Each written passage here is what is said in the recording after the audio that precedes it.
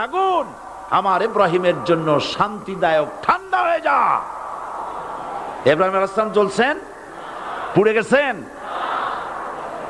নমরুদ তার প্রাসাদের ছাদে বসে ইব্রাহিম আলাইহিস সালামের পোড়া দৃশ্য দেখে আনন্দ করবে, আগুনের দিকে তাকায় দেখে ইব্রাহিম আরামে বসে আছেন।